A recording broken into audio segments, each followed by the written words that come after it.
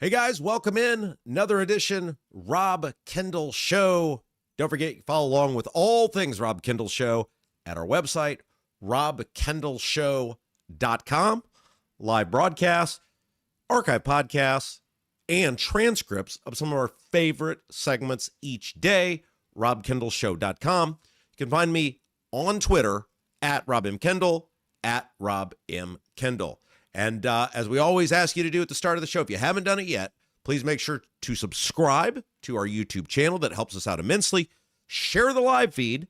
And if you miss any part of the show today, you can now get the Rob Kendall Show, the audio version, wherever you get your podcast, Apple, Spotify. We got the link at robkendallshow.com and pinned to the top of the Twitter feed at Rob M. Kendall. So thanks to each of you who are joining us every single day with the Rob Kendall Show. All right, so let's get started. A fascinating story came down yesterday. There's the story, and then there's the story within the story, and that's why you come to us. We give you the takes you're not going to get anywhere else because nobody knows these idiots. Nobody knows how to see through these idiots better than me. So let's give you the story, and then we'll give you the story within the story. All right, let's go. So the story comes to us from our friends at the Indiana Capital Chronicle. Speaking of which, the great Nikki Kelly, the head honcho over there at Indiana Capital Chronicle, will be with us today, 10:45. She's going to talk about the impact of the potential $6.5 billion of new tax increases for the privilege of driving on I-70 from the Braun administration. We're talking about the judge in Marion County striking down Indiana's abortion law, what the future of that looks like in the courts, and major movement, as we talked about last week, with casinos in the state of Indiana. Huge potential financial impact on the state. She had a great column about that as well. So Niki Kelly from the Indiana Capital Chronicle joining us today at 10:45. All right, so our lead story today comes to us from the Indiana Capital Chronicle, and the story is that Diego Morales, the Indiana Secretary of State, boy, isn't that guy in the news all the time now, is partnering up with Turning Point USA for a voter registration partnership with Turning Point's Club America high school organization.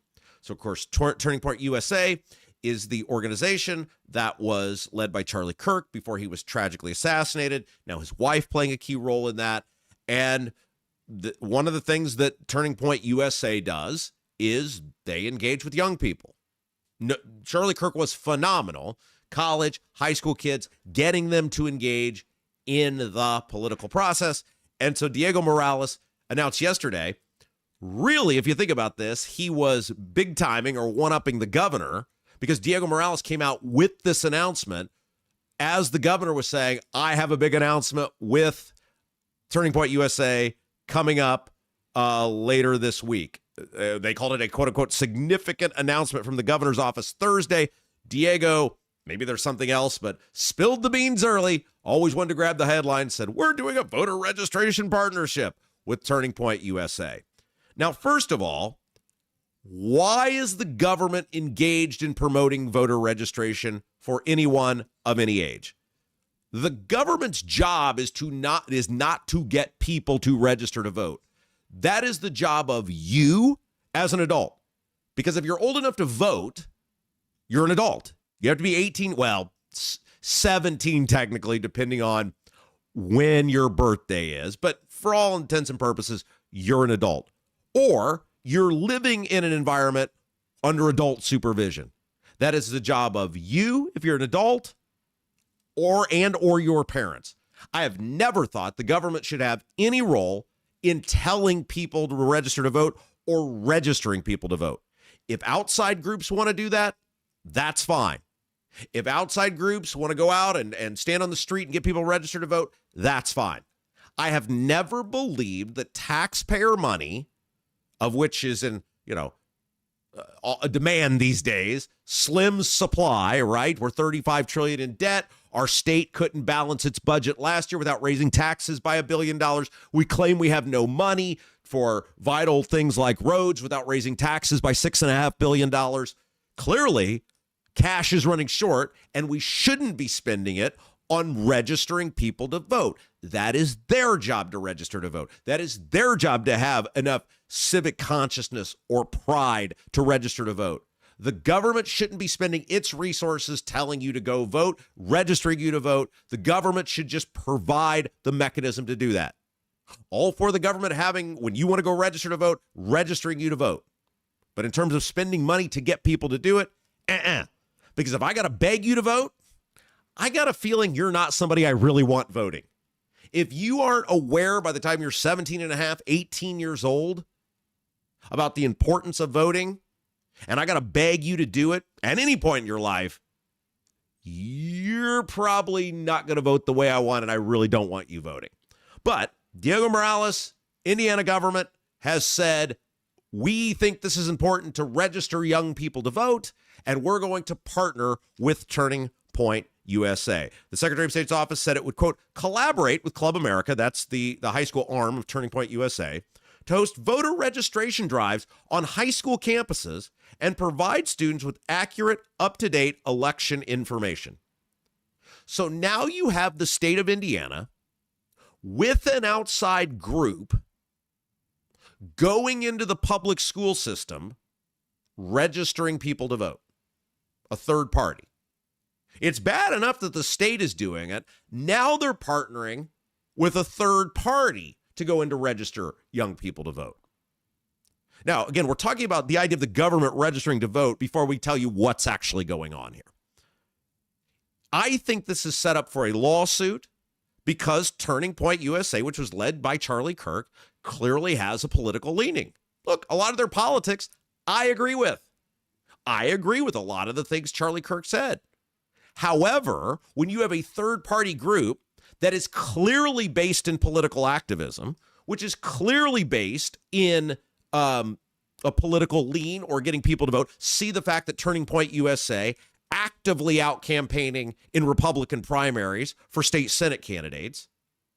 If you flip that and you put that on the other side of the coin, pick your favorite equivalent Democrat-leaning organization, people would be outraged if Diego Morales was partnering with them.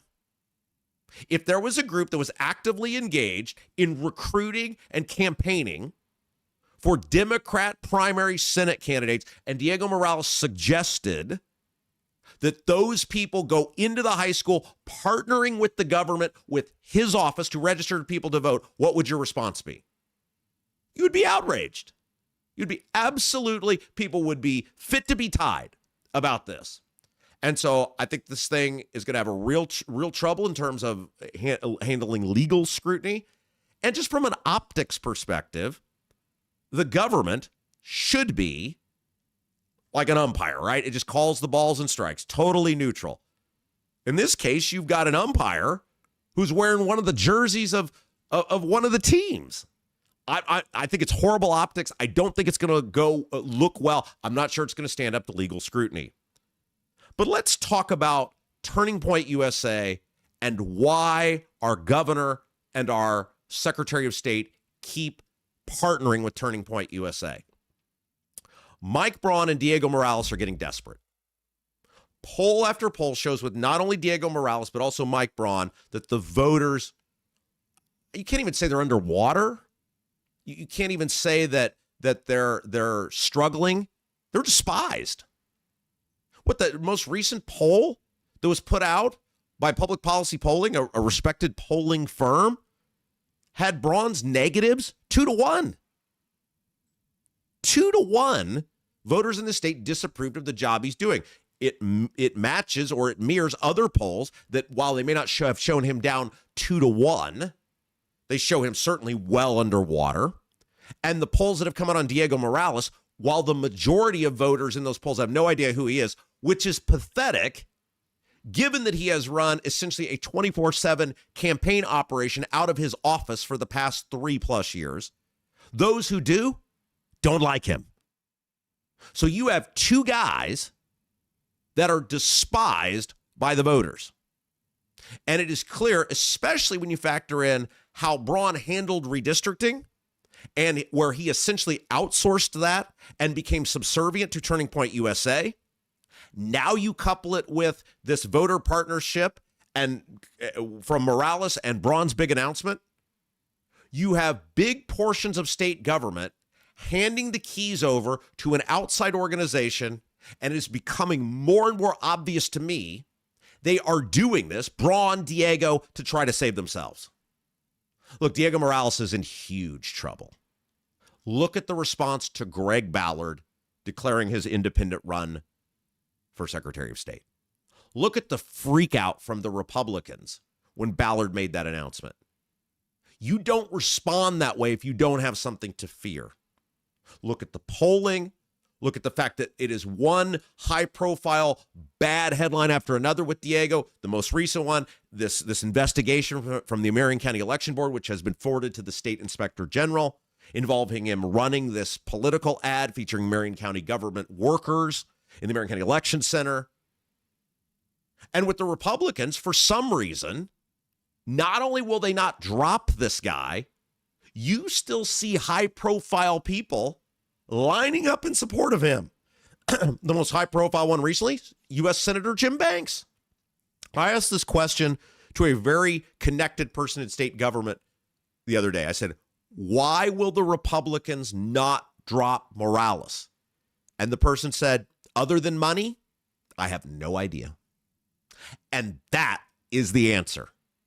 If you look at donations, if you look at to these politicians, you look at where the money comes from, so much of that money that touches Diego Morales touches so many other high-profile people in state government. The Republicans are really stuck.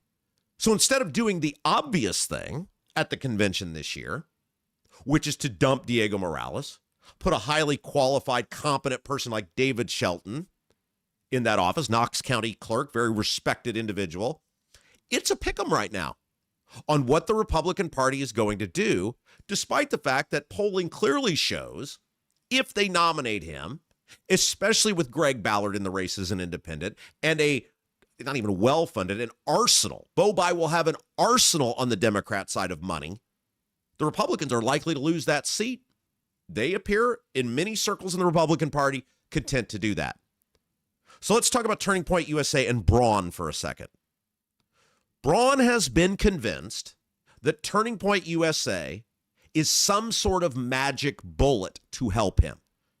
It is the reason that he turned over redistricting, despite poll after poll saying it was wildly unpopular with people of the state of Indiana, despite the pro tem of the Senate of the same party, Rod Bray, repeatedly begging Braun not to do redistricting, telling him the votes weren't there. Look, redistricting was voted down by the majority of Republicans in the Senate.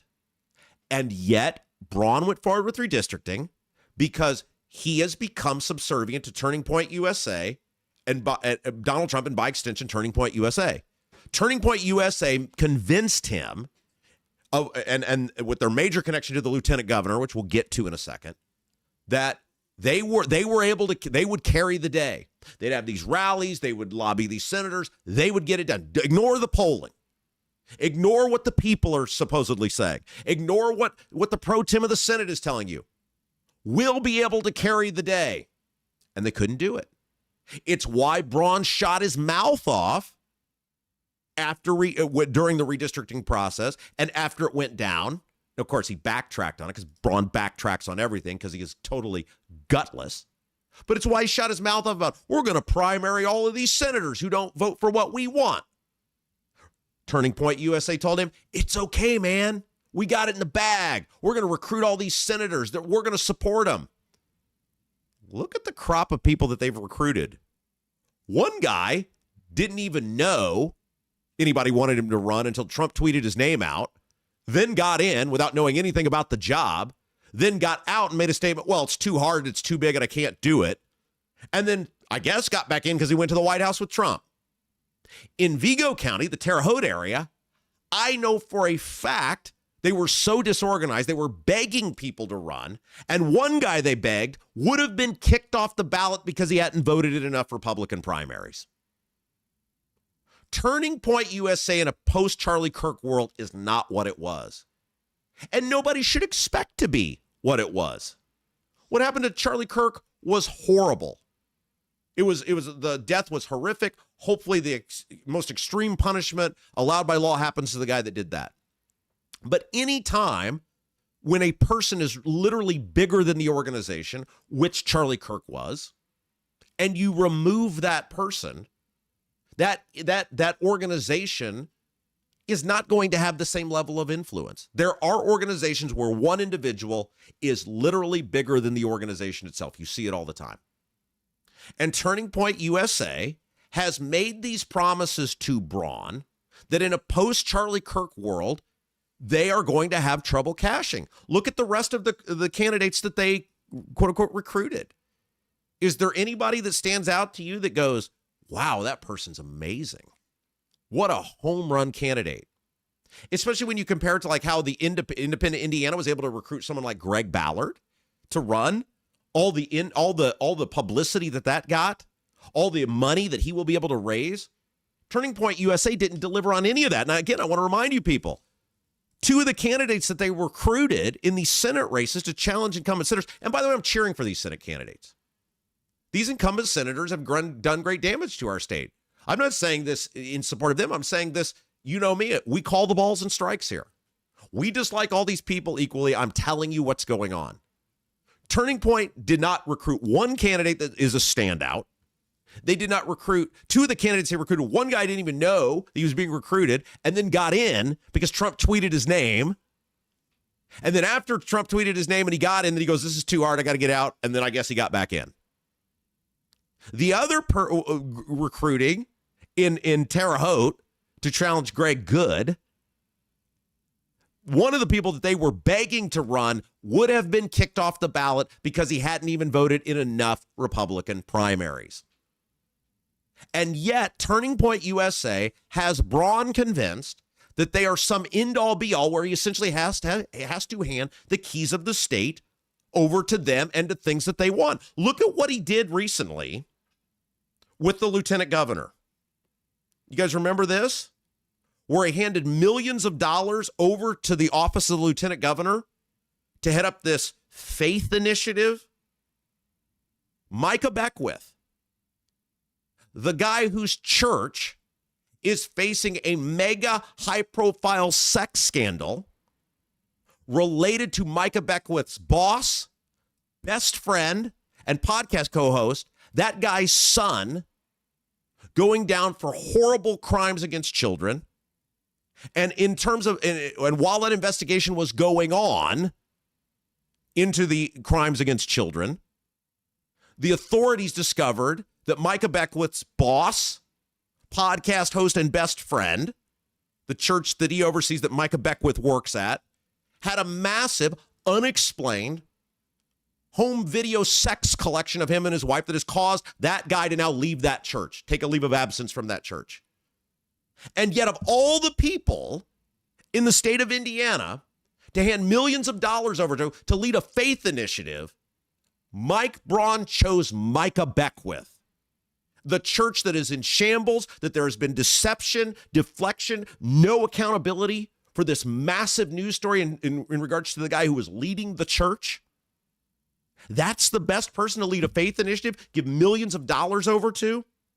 And by the way, according to the Indiana Citizen, the job of the faith initiative that Micah Beckwith now oversees is to, quote, promoting principled morals and character.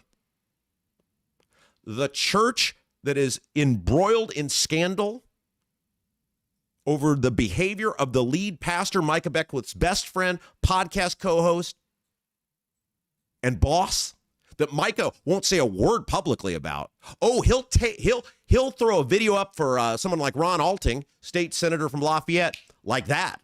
But not a word about the sex scandal in his own church.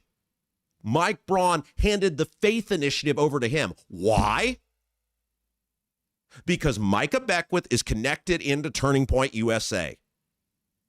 Your money is going to Micah Beckwith's office to appease Turning Point USA. Under no circumstance, there's not any circumstance, we're given how Life Church, where Micah Beckwith works and is a pastor at Noblesville, how they have handled that scandal. You would look at anybody there and go, that's a person that should lead anything related to faith initiatives. And Mike Braun is, by the way, isn't it fascinating how Braun and Beckwith have become best friends? They go places together. They go to events together. By the way, I thought Micah Beckwith was supposed to be the check and balance on Braun. Has the lieutenant governor said a word about the $6.5 billion of tax increases Braun is proposing on I-70? The word been said? Been a couple days now. Bueller, anything? Those guys are now joined at the hip. Why? Because Braun believes Beckwith is the pathway to Turning Point USA, and Braun has been convinced that Turning Point USA are the people that can turn it around for him. This is what's going on in your state government. All right, let me tell you about my friends at Vent Savvy. These guys are awesome. Here's something most homeowners don't realize. A lot of bathroom exhaust fans were installed wrong from day one. Either they're undersized for the room, or they're not vented properly to the outside. That means shower moisture isn't actually leaving your house. It's getting pushed into your attic or trapped in the ceiling. Over time, that leads to mold, damaged insulation, and costly repairs. You should call our friends at Vent Savvy. They specialize in fixing things the right way, which that's what you need done.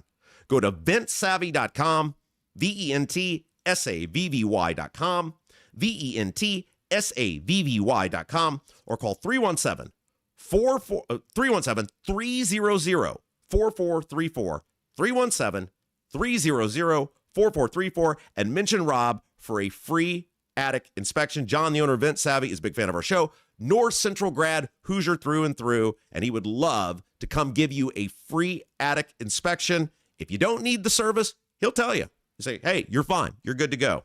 317-300-4434 or visit Vent Savvy, VENTSAVVY.com. Mention Rob for a free attic inspection. All right. Want to touch on big news that came out yesterday. John Thune, leader of the Senate, has addressed Trump's demand that the SAVE Act be passed. Of course, SAVE Act is essentially the National Voter ID bill. Trump has said he's not signing any more bills until the SAVE Act is brought to his desk to be signed into law. And Trump wants the filibuster eliminated. In order to do that, Thune has given him an answer, plus LEAP, the LEAP district, Lebanon, the home of Eli Lilly, the home of Meta, millions and millions of your tax dollars used to facilitate these mega corporations coming to Indiana. Big drama involving the water. They don't have enough water out there. The plan is to pump millions and millions of gallons from Eagle Creek to the LEAP district, bypassing residents who desperately need it. There was action taken involving that last night. We will get to all of that and more when we come back. You're watching The Rob Kendall Show. Bramwell Mackay assists managers of multifamily and commercial real estate properties with exterior and structural condition assessment and end-to-end building wellness. Your consulting partners for water intrusion inspection and remediation, Bramwell Mackay handles historic restoration and repair, as well as modern repair needs.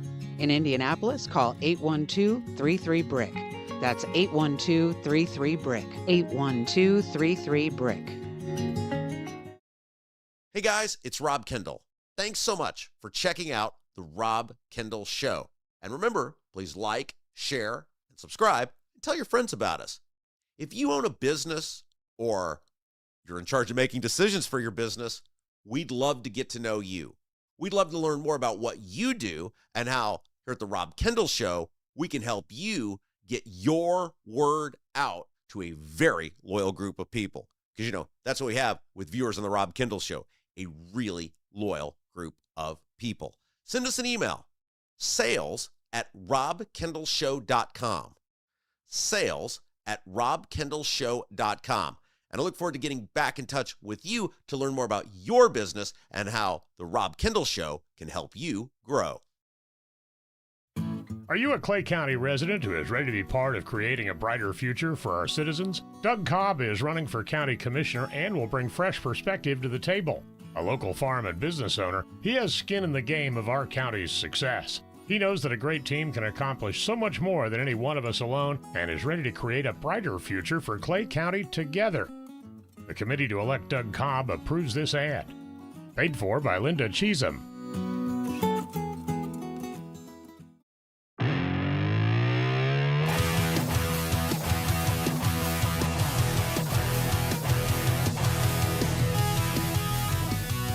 Hey guys, welcome back. Rob Kendall Show. Don't forget, subscribe to the channel. In order to be a commenter on the YouTube feed, you do have to subscribe to the channel. And coming up later on in the program, Producer Jason, going to read some of the best comments of the day, getting some interesting comments on there. We'll try to address some of them later on in the program. That's how we do it here. We let you comment because we appreciate you joining us every single day. And by the way, I think this is a worthy question when we talk about Braun and the tolling. It's been 2 days since the state of Indiana announced a plan to raise your taxes by $6.5 billion. Has anyone, either a statewide office holder or in the General Assembly, any Republican, as a statewide office holder or in the General Assembly, spoke out against that? Hating me or being mad at me for telling you the facts that people are not following through on the promises they made to you, that's not going to change the fact that you're about to get screwed and that these people aren't doing what they promised. 2 days, $6.5 billion in which your taxes will be raised for a generation. Has anyone, either a statewide office holder or of the General Assembly, spoke out against that?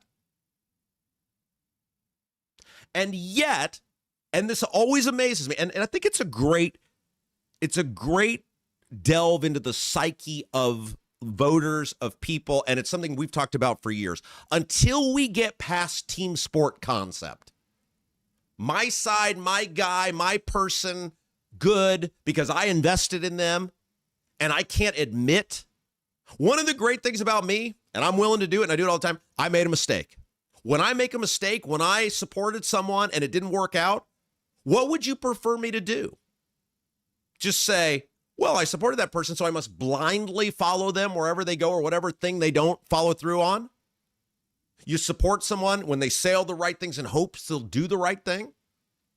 Or do you want to try to hold those people accountable? I'm not an elected person. I have no vote or no say or no power over anything. My question to you is, who is actually screwing you? Do you believe your taxes should go up by $6.5 billion over a generation with a state that has a horrible track record of producing results with the money they take from you? If the answer is yes, then you're probably very happy with what Braun proposed. Is there anything in the past 25 years where you look at INDOT, who will oversee all of this, and say, you know what, INDOT has a great track record. They're really accountable with our money. Our roads are awesome. Our roads are in great shape. When we give money to INDOT with the gas tax increases or the tolls in Northwest Indiana, we're getting great value for our money. If the answer is yes, then you'll be fine with paying that. If the answer is no, then why aren't you outraged that the people who you have elected to serve you are not fighting on your behalf? Why aren't you outraged that people who promise to be for you, your state reps, your state senators, these statewide office holders, why aren't you mad at them? Why do the lawmakers always get a free pass on not following through on the things they promised to do for you?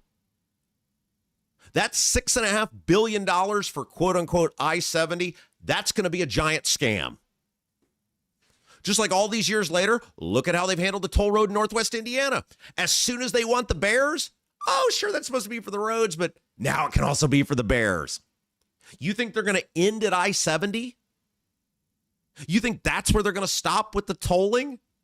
And by the way, initially they guised it as, oh, we're going to get these people coming into the state of Indiana. The truckers, that's who we're going for. Oh, no. Now it's everyone.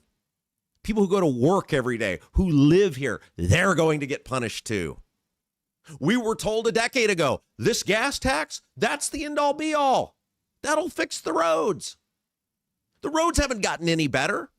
All you do, the wheel tax, the gas tax, the tolling, all you keep paying is more. And who's fighting for you? Who's stepping up for you? Who's going out on a limb and defying their party for you? Anybody? I haven't heard a single solitary person in the Republican Party, an elected Republican in the state house, state senators, state representatives, or the statewide office holders, or the Congress people, or the senators. Banks, Young, I mean, we're not going to expect anything from them anyway. But Aaron Houchin, Jefferson Shreve, Messmer, Spartz, Baird, Stutzman, Yakum, any of these people speaking out on your behalf. You are going to be taxed into oblivion. I was thinking about this last night, about where it ends. And it ends when you can't afford to live anymore. Somebody messaged me last night and said, we're turning into New Jersey and New York. I said, we already are them. People just won't wake up to the fact that we are them because our people have R's next to their name. They call themselves Republicans. And so I guess in their mind that makes it okay. And until we start holding these people accountable, you will be taxed into oblivion. That's what they're doing. You want to be mad with me for pointing out the obvious to you? I'm okay with that because at least you're hearing the information. You want to be mad at me for holding our elected officials accountable? That's okay because at least you're hearing it. At least you're hearing. God bless you for being here and God bless you for staying. But until we remove this bizarre concept that some meaningless letter or campaign speech or what someone looks in your face and tells you and lies to you, you guys ever seen the TV show American Greed? It's a fabulous show. If you've never seen the series American Greed, go watch it. It's been on for years. It's on CNBC. American Greed highlights great cons and con men and con women in American history. And then they interview people that have been conned and had their life savings taken from them. And you know when they realize it? When there's no money left in their account. And you know what a lot of these people get told for years, in many cases? There's warning signs all over the place. But they won't believe it. They can't bring themselves to believe, hey, I trusted this person. That might have been a bad move. I really put my faith in this person. That probably wasn't the best thing. They don't stand up for themselves. They get so wed to whatever opinion or belief or feeling that they had that despite red flags all over the place, their money being stolen from them, they won't hold these people accountable, alert the authorities, whatever. And then one day they wake up and there's no money left. And you know what happens then? That person is gone. Because it was about nothing but themselves. Politicians are American greed characters. The people who run this country are American greed characters. The people who run our state are American greed characters. They don't give a damn about you at all. What do these people do in Indiana? The governor, the General Assembly, any of these people. What do they do? What have they done the past decade that you go, man, they really care about me? They've really put me first. They're really in there fighting for me and my family. These people are so scummy that they will make it impossible for parents to stay home with their severely disabled children because they've so invested in legalized vote buying from able-bodied adults and trying to give them, quote unquote, free health insurance, health care. And they won't kick those people off because they're going to vote. That they'll make it so that parents can't stay home with their severely disabled kids. Our Medicaid system, hundreds of millions of dollars in debt. That's who our elected officials are. And yet for some reason, we just won't say to ourselves when it comes to our politicians, and it happens on both sides of the aisle, I screwed up. I made a mistake. I wanted to believe someone was good. They have not been good. They have not followed through on what they said. They have not held up their obligations. They have not fought the way they were going to fight, and they need to be held accountable. You guys, we are all going to end up like those people on American Greed. We are all going to end up penniless with nothing. We just work for the government. They just take and they take and they take, and I'm sick of it. I'm sick of it. And so if you want to be mad at me for telling you the truth about who these people are, seeing the obvious and saying, I'm not going to end up with no money left in my bank account before I actually fight, before I actually sound the alarm, before I tell others so they don't end up that way either. If that makes me a bad guy in your opinion, I'm okay with that because I need you to have the information. I believe, and I've seen it with many of you, you will come around. You will make the right decision. But if you're always willing because of your deeply held belief about what you thought you knew about somebody to ignore the obvious, to ignore the facts, then you're going to end up just like those people on American greed. All right, let's talk about John Thune and the SAVE Act. So Donald Trump has demanded that the Republicans in the Senate pass the SAVE Act. It's essentially the National Voter ID Act. That act has cleared the House multiple times. It has the Republican votes to pass. It does not, however, have 60 votes to overcome the filibuster threshold. Trump has demanded that the Republicans go to the talking filibuster in order to break the filibuster, which would force the Democrats to continue to stay on the floor talking about it. Once they're done doing that, the bill would pass. And Trump has said he will not sign any new bills into law until the Republicans pass the SAVE Act. John Thune, majority leader of the Senate, according to The Hill has a big article on this, came out yesterday and told Trump publicly what he's been trying to tell him privately. There are not the votes to get rid of the filibuster. And look, I get it's easy to dump on John Thune. He is an establishment swamp creature. But I sort of put John Thune in the same position that I put Rod Bray in when it comes to redistricting. If you don't have the votes, you don't have the votes. And ultimately, and I saw this on Twitter yesterday, and it's right, this is a Republican primary problem. When you keep electing people like Lisa Murkowski, now look, someone like Susan Collins in Maine, you're not going to get a conservative elected. It's not going to happen. The state is too purple. If you elect a hard right person, they will lose the general election. But in right states like Alaska, I mean, there is a difference, right? There is a difference in Republicans based on where they're at and who you can actually elect. In places like Alaska with Lisa Murkowski, or in South Carolina like a Lindsey Graham, and there's these Republicans all over the country. We have one here in Indiana, Todd Young. Like, they're all over the place. You can't keep electing these weak people who are basically, they vote like Democrats anyway most of the time, and then feign some sort of outrage that, well, why aren't the Republicans acting like Republicans? Well, first of all, the Republicans are a party of big government. They are a party of big spending. And they are a party with huge amounts of people who hate Donald Trump.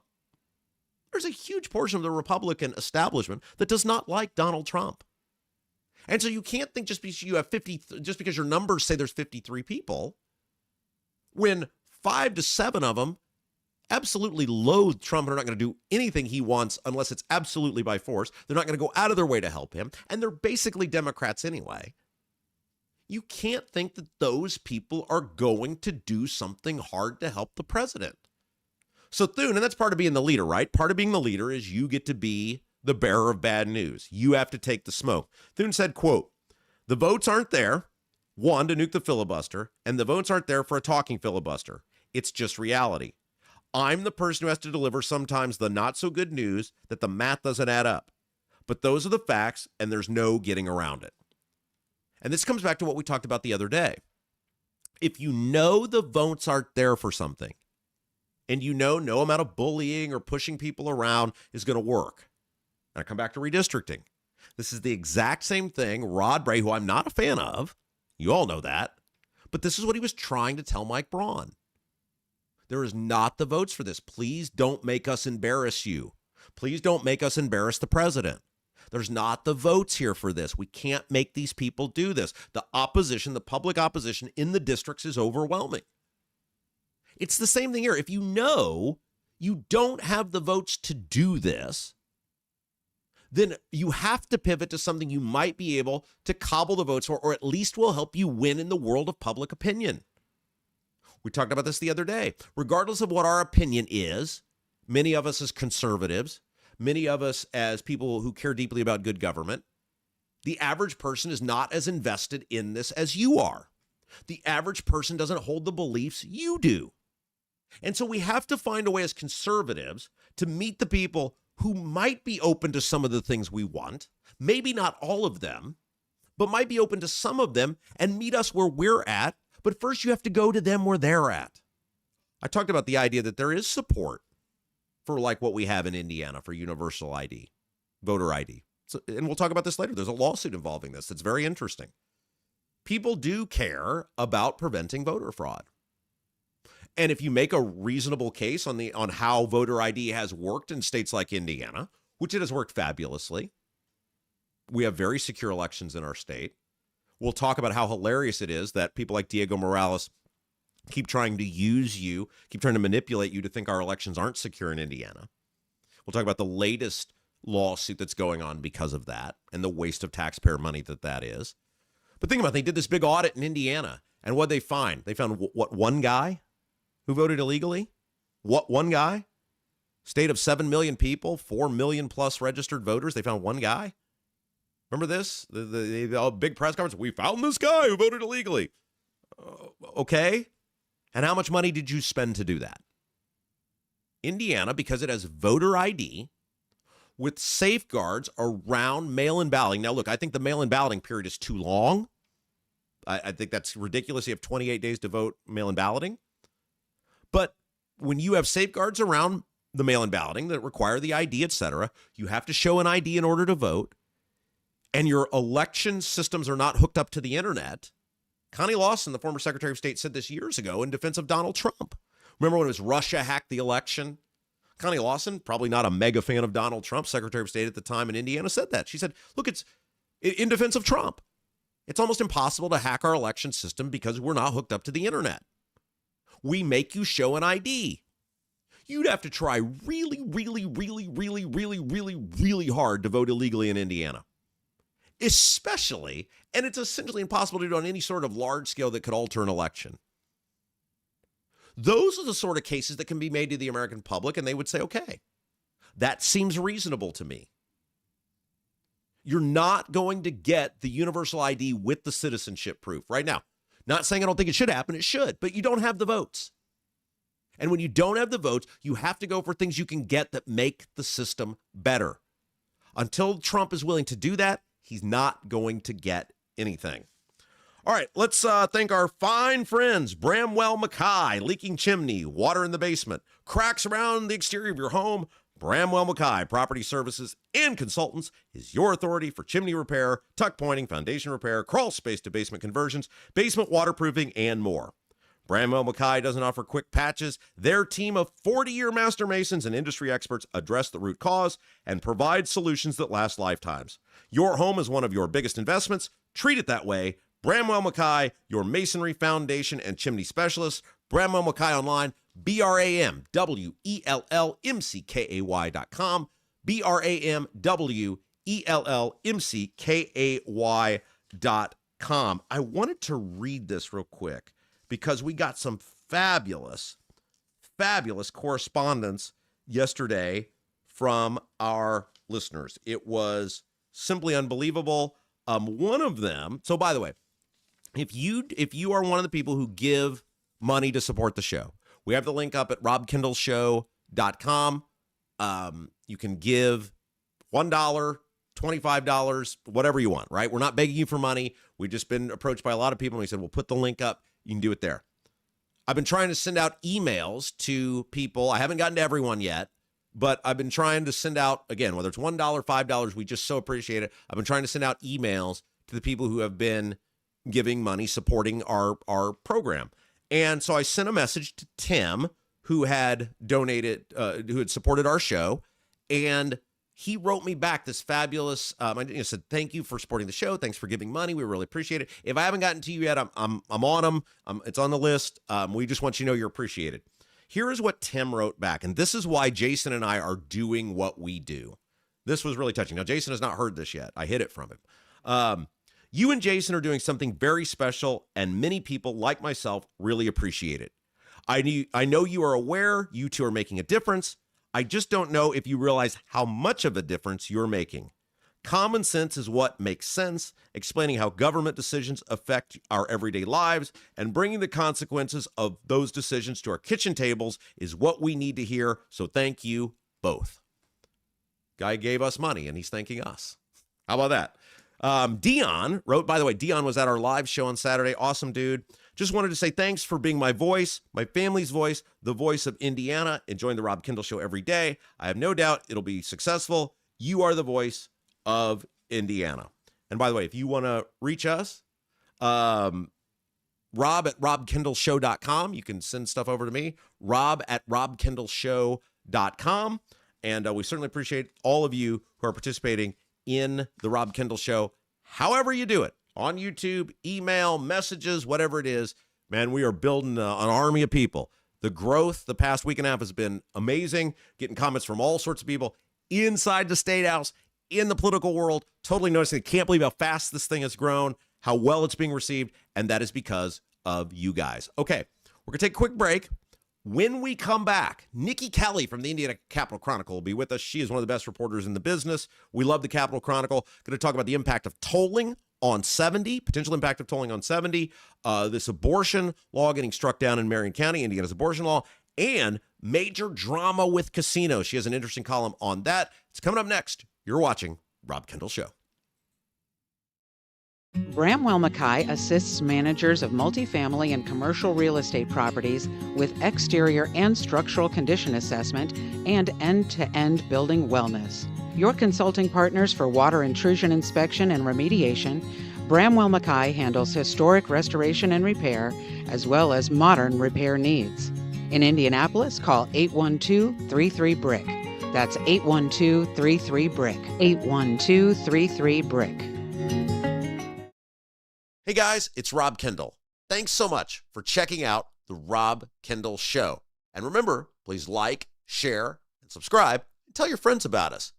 If you own a business or you're in charge of making decisions for your business, we'd love to get to know you.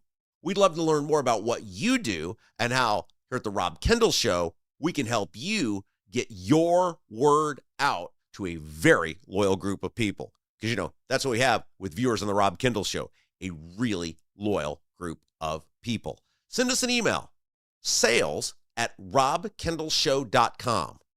Sales@robkendallshow.com. And I look forward to getting back in touch with you to learn more about your business and how the Rob Kendall Show can help you grow. Are you a Clay County resident who is ready to be part of creating a brighter future for our citizens? Doug Cobb is running for county commissioner and will bring fresh perspective to the table. A local farm and business owner, he has skin in the game of our county's success. He knows that a great team can accomplish so much more than any one of us alone and is ready to create a brighter future for Clay County together. The committee to elect Doug Cobb approves this ad. Paid for by Linda Cheatham.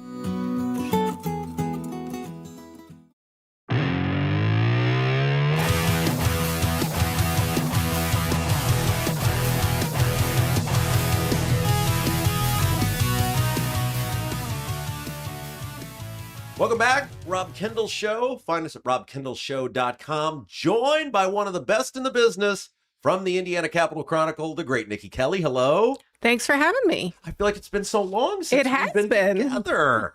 And now we can go for more than 7 or 8 minutes. That's true. Okay, so Indiana Capital Chronicle, obviously, I've said this for a while. You guys cover the State House, I think, better than anybody else. We hope so. I mean, there was a period where, we lost a lot of reporters covering the State House and what's going on there. And so a lot of stuff was getting missed. And I think we're seeing it turn around, not only with just us, but other people have gotten in the market. And so now it's breeding competition, which is great for, all Hoosiers to bring accountability to their leaders. So each week, Nikki's going to join us. I'm signing you up for that again. Oh, okay. Hope that's okay. Great. And for those of you who don't know, like we did on the old show, we're going to talk about some of the biggest stories of the week covered in the Capital Chronicle. You guys were at the forefront yesterday talking about the tolling on I-70. They moved very fast on that, didn't they? They moved fast to file the waiver. We don't know how long it might take for the federal government to give a decision on that. And I think the way the application was written is they wouldn't go into effect till like 2029. But the idea is to toll the whole length of I-70. The initial rates they've got in there for passenger cars versus heavy trucks. And then they want to finance off that revenue stream to basically really rebuild and add lanes to the entire I-70. So it becomes six lanes from Ohio to Illinois.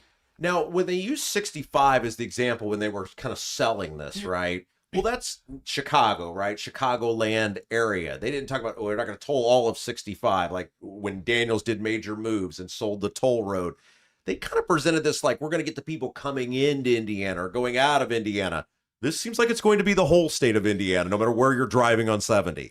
Well, it would hit anyone who drives on 70. I mean, I think what they would argue is there are a lot of people, especially truck traffic, that just drives fully through Indiana. And because of the length, that's 156 miles, they don't have to stop for gas. They're not paying our gas taxes. And so we're trying to get the people who are just kind of going through and, you know, so they can contribute to updating the road. Has there been any talk of like exemptions for like, hey, I live in Brownsburg, I'm going to Indianapolis, I'm going to work, I'm going to pay taxes, like, hey, we're going to give you a freebie? Yeah, there was nothing like that in the waiver. I think that actually gets a little problematic because you can't, I mean, because of interstate commerce, right? You really can't treat drivers differently, is my understanding. I remember that discussion coming up when we did lease the toll road originally. And so I think you have to kind of keep it even keel to make sure that, you know, you're treating everyone under federal law the same. Niki Kelly from the Indiana Capital Chronicle is our guest. Let's talk about this abortion ban ruling. This is fascinating because it seems like this thing has been in court since 2022. Absolutely, yeah. It has survived numerous legal challenges. And now this judge comes out and essentially says that it's violating people's religious freedom. And there was some bizarre thing about because some abortions are allowed and others are not. What is going on with this? And do you think it'll hold, the judge ruling will hold on appeal? Yeah, I don't know about that. This was a trial court ruling. The argument is, and some of the women who were involved or the groups are involved, especially mentioned people of the Jewish faith, and they believe that life begins with the first breath. So under this argument for them is, you know, if I needed an abortion, I wouldn't be able to get it, even though it's against my religious beliefs. Like, I don't believe that life begins at conception. And so that's the basis of that. I do think, you know, obviously when this injunction was granted, there was a lot of hubbub on Twitter and in various stories. I do think people need to understand that this is probably a very small segment of people who could argue that their religious beliefs truly mean they require an abortion, right? So, you know, I think it's a small segment of people, but is significant. The Attorney General has decided to appeal, which we obviously knew would come, and that'll go up to the Court of Appeals, and then I assume both sides, it'll end up at the Supreme Court no matter what. The Indiana State Supreme Court. Correct. Yeah. RFRA is like the gift that, depending on how you view it, either keeps on giving or... Well, that's the irony, right? Is that RFRA, the Religious Freedom Restoration Act, was pushed by conservatives years ago to protect religious beliefs. And back then it was businesses who didn't want to serve gay customers, whether it be the gay wedding cake, you know, whatever. Right. And, you know, now it's being used the opposite way, right? With abortion. And you mentioned that the judge said, you know, I think her point was, well, since you're allowing some exceptions, right, with rape and incest and the life of the mother, then you have to, you know, for religious freedom reasons, allow this exception too. Niki Kelly from the Capital Chronicle is our guest. Okay, so you and the thing I like about the Capital Chronicle, you guys have very clear delineation. This is opinion. These are our straight news stories. You had an opinion piece on casinos. We had more casino legislation again this year. Ultimately, it comes down to 3 counties in Northeast Indiana. Yeah. They're going to all have casino referendums. If any of them vote it down, they're out. Correct. If they vote it up, then it goes to the Gaming Commission to decide. But your column centers around how one casino is sort of being left for dead instead of perhaps letting that casino move. And ultimately, that probably comes down to money. Yeah, I just found it interesting. This entire discussion started about 3 years ago because the Rising Star Casino in Rising Sun, Indiana, which is run by Full House Resorts, they came and said, look, originally when we opened, there were only three casinos down here. Cincinnati has added 4 or 5 in that general area. And their point is the market is just oversaturated. Like everyone is losing revenue, not just them, Right. though they do have the lowest revenue. They're still making money, but, it's just going down every year. So their point was, can we figure out a way to let us move this license to northeast Indiana, which everyone could see it was kind of the untapped market in the state, right? And it wouldn't really impact existing casinos like if you placed it in Indy or, somewhere else.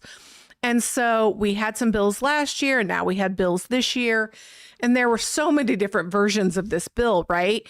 And It's always changing. like whether it was a relocation or whatever. But in the end, what we ended up with was just creating a whole new casino license. Right. And It's a lot of money.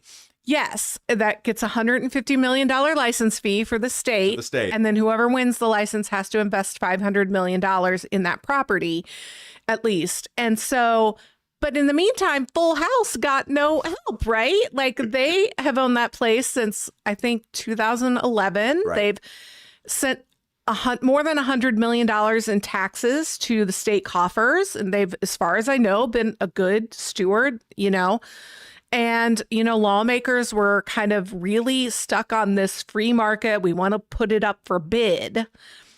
But, that basically means we haven't solved any problem down in Southeast Ohio, which is still an oversaturated market. Niki Kelly from the Capital Chronicle is our guest. IndianaCapitalChronicle.com is the website. So you guys also run columns from other organizations that are affiliated with you guys. That's the nice thing about being a nonprofit. You sort of have this sort of block of people you can pull from. State Line, one of the groups that you run from. And you guys ran an interesting column the other day about how other states are moving forward, or at least potentially moving forward, with banning data centers. Now, Indiana has seemed to be on the other side of this. Is there going to be some middle ground we're going to be able to find on these data centers in Indiana? Or is this going to continue to be local communities fighting against incentives given out by the state? Yeah. So just so everyone knows, State Line does like trend work. They look at like all the legislatures in the nation and they point to things that are moving one way or the other. And they're part of our parent company. So they do some great national looks at issues. And this was one of those stories. Like Vermont is doing stuff, Michigan, Georgia, they all have, it doesn't mean they're going to pass, but they all have these bills that would essentially either indefinitely or for a period of time ban data centers. Yeah, I mean, I don't hear anyone, at least on the Republican side, really talking about that. Governor Braun has been very strongly for data centers so long as they are, quote, paying their freight. He has come out and, pushing them, I think, from 2 years ago when data centers were settling in and there was no talk about how they would get their electricity. Now it's like they have to bring their own electricity to the grid, or they have to pay for the upgrades that for the utility costs they need. So they've added that. But most Republicans I talk to are very set that these data centers are a necessary thing for Indiana growth.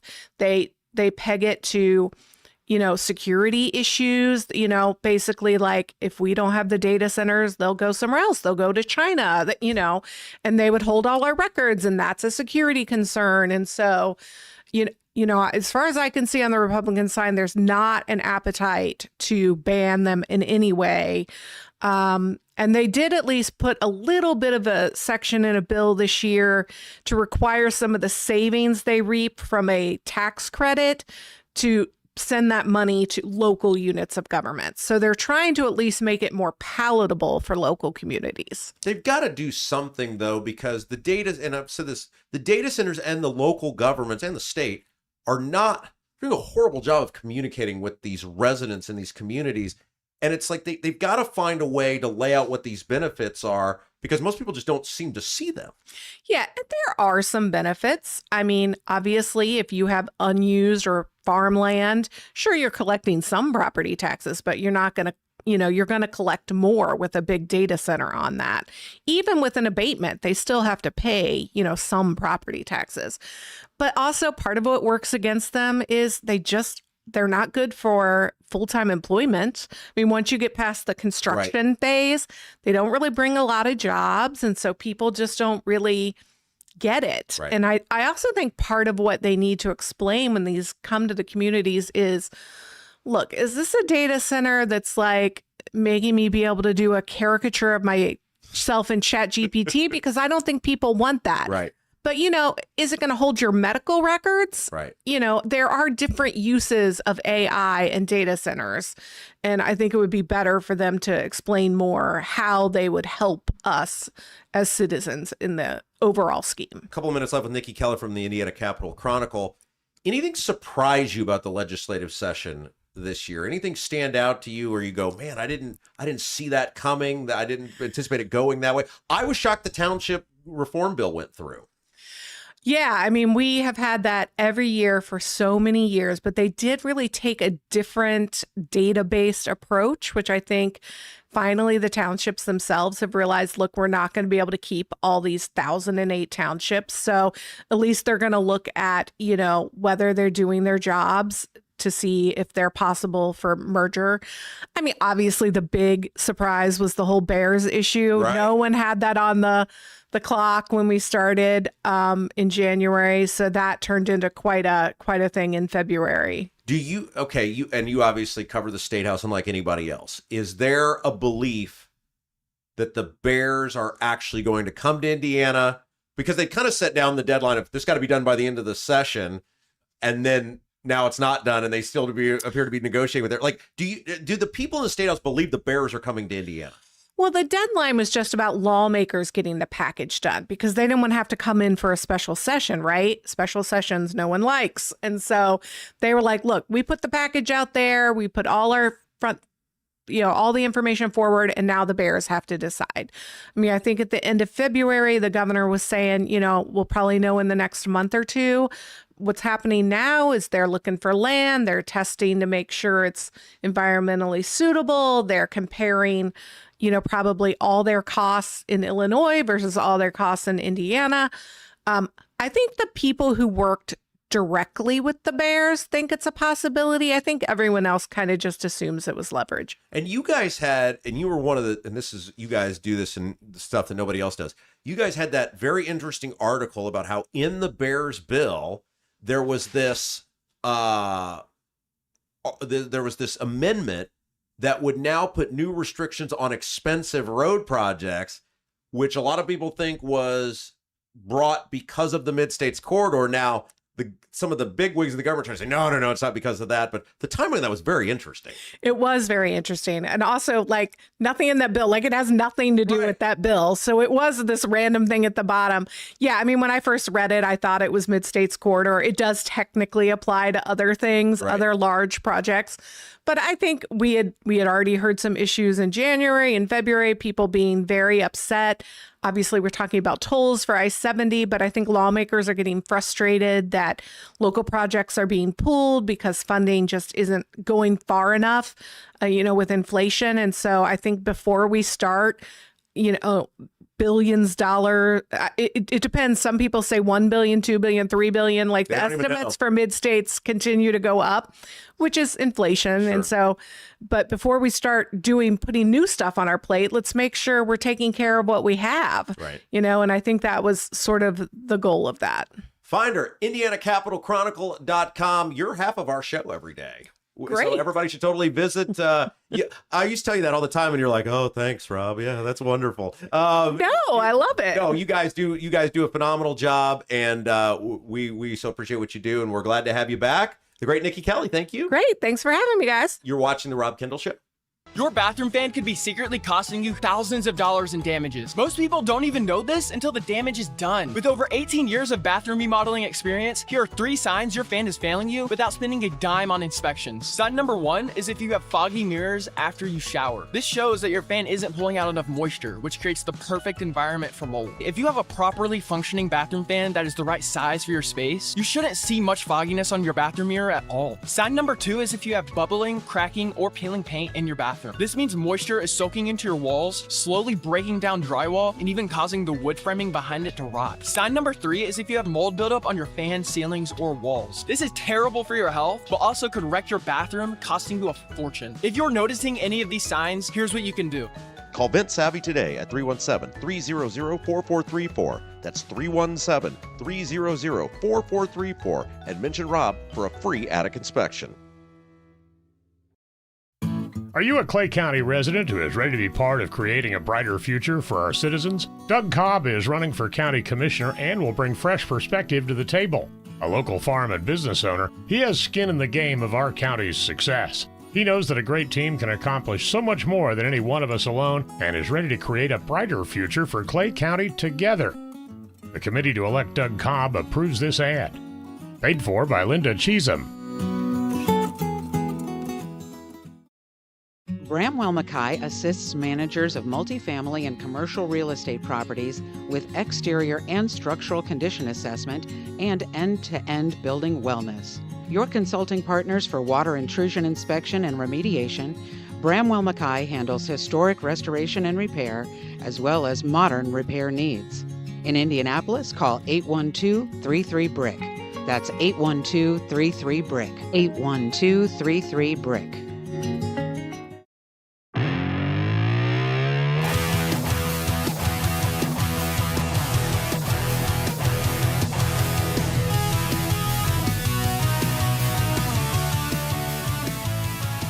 Welcome back. Rob Kendall Show. Don't forget the website, robkendallshow.com. We got the live link there, the podcast, and transcripts of some of our favorite segments each day. Someday I'm in charge of reviewing the transcripts. I'll get them and I'll say, did I say that? I guess I did. It is Rob Kendall Show. That's very loud, by the way. Excellent. Producer mistake. Yes. Anyway, no, thank you for everybody who's visited the website, robkendallshow.com. Also, Twitter, at Rob M. Kendall. If you're a Twitter person, love to play along with you over there, at Rob M. Kendall on Twitter. Okay, coming up tomorrow, and by the way, guys, inclement weather all across central Indiana, much of the state today. Please be careful out there. We're not a weather station here, but man, that drive-in was a little scary today. Please be careful throughout the course of the day as you're traveling. We definitely don't want to put anybody at risk. So thank you. We love all of our listeners, all of our viewers, whether you're watching live, whether you're watching on demand, whether you're listening on demand. Don't forget, all of the shows now available via podcast on your favorite platform after the program wraps up each day. Apple, Spotify, wherever you get your live feed or your podcast, rather, in addition to the live feed. We appreciate you being a part of us. Please be safe. Please be careful out there today. Okay, we got a bunch of stuff to get to. Let's talk about what went down in Lebanon last night, because this is super important. This really matters. And it is the draining of our resources, the continual draining of our resources to facilitate the development of mega corporations. And we have seen this play out with the data centers, in which the electricity, which is already in short supply, electric bills, which are already on the rise. I got my bill the other day. Do you guys get these in the mail where they'll send you what your bill was year over year, and you can compare them? $9 more than the same month a year ago. Now, that may not sound like a lot, but you add it up, 9 times 12, what is that? $108 a year? $108, it just disappeared. Didn't get better electricity, didn't get better service. The water's not 10 times hotter when I take a shower. It's just money that just disappeared. You literally got nothing additional for your money. And we keep seeing this in so many water bills, sewer bills. And when money just disappears, obviously the food at the grocery store, when you keep getting homeowners insurance, when you keep getting the same amount, or in some cases less, for more money, it's a math equation. You're eventually going to have your buying power just completely diluted. That's $108 I could spend on something else, some other company, some other local merchant, some other store. And so we have seen with resources that relates to power, to electricity, when there's only so much, and we're told the grid is strained, and these power companies, the utilities are supposedly having to do all this investment in research and development that we've got to pay for, by the way, thanks to Braun, thanks to the Republicans. You guys, I know we talked about this a lot on the old show, but for those of you who weren't listeners over there, this past year, the Republicans signed this, I guess it would be last year now. All these years run together. This Dr. Frankenstein bill, which essentially allows the utilities to do all of this unproven research and development on an unproven technology in terms of SMR, nuclear power, small modular reactors. And if it doesn't work, they still get to recoup 80% of the investment. You know, any other business where it's like, well, you can invest it, and if it fails, you still get your money back? You know anywhere else where that happens? I don't. But we have to pay now in terms of utility bills for these utility companies, for-profit, investor-owned utility companies, to do research and development. Like, we had to buy a bunch of stuff to get this podcast off the ground. Nobody told us, well, hey, if it fails, we'll give you your money back. Don't worry about it. It'll be fine. No, we did that because we said we believe in this show. I'm willing to invest my money. Hopefully we'll get it back over time. And through advertising and supporting the support button. By the way, support button, robkendallshow.com. If you want to support the show, $1, $10, whatever you want to give, we are so appreciative of it. And the good news, you'll likely get a nice email from me. And that's worth 10 times whatever you're going to give. But the point is, no other place does this exist. And so we have seen the repeated draining of resources in our state to facilitate mega corporations that in many ways aren't benefiting the lives of any of us. And here is the latest example involving the LEAP district. This is for those of you who don't know, this was the IEDC, the Indiana Economic Development Corporation, dream child under Eric Holcomb, his baby, in which millions and millions and millions of our tax dollars were taken to create this area in Lebanon and attract mega corporations. Thus far, they've brought Eli Lilly and they've brought Meta, Facebook. And one of the issues with the district is it doesn't have enough power to sustain itself, and it doesn't have enough water.